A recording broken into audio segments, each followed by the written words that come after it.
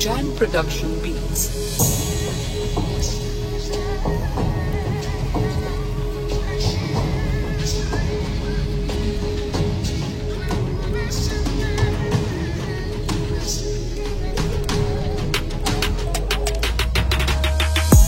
Anne aç kapıyı geldim.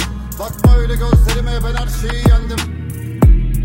Silahlanıp gezdim. Sen her gün balkonunda menekşeler ektin. Bir gün kollarıma kelepçeler geçti. Onlara anlattım, anladılar, gerekçeler verdim. Dedim ki bu dünya yaşanmışlıktan kirli. Neler başımızdan geçti. Ne kapısı var ne gülümseten sihri. Ben bir gördüm, inanmadım, anne gözlerimi sildim. Bir gün terk etmedi şu yalnızlık hissi. Sonra İzmir beni çok sevdi, bak koca şehirim.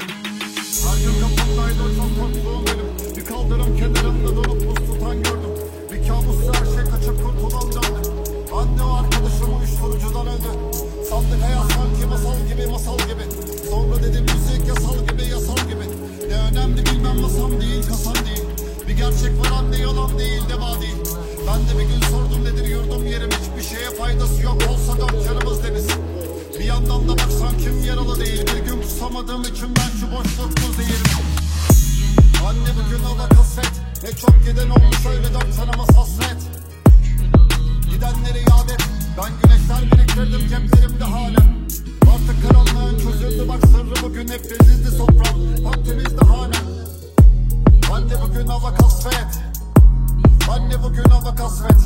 Renk çiçekler açtı hep düştüğüm yerlerde. Çok özledim istemedim başarmadan dönmek. Sırtımda bir çanta bilmiyordum hiçbir şey. Ben çok küçüktüm çıktım evden çok büyük bir evren.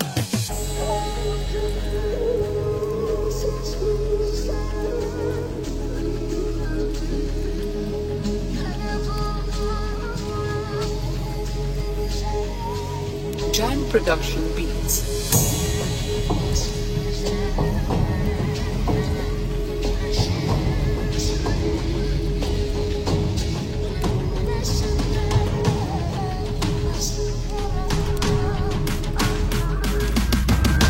Artık yaşamakta anlatmakta yoruyordu bu dünyanın üstüne. Yatmışım yüzü koyun.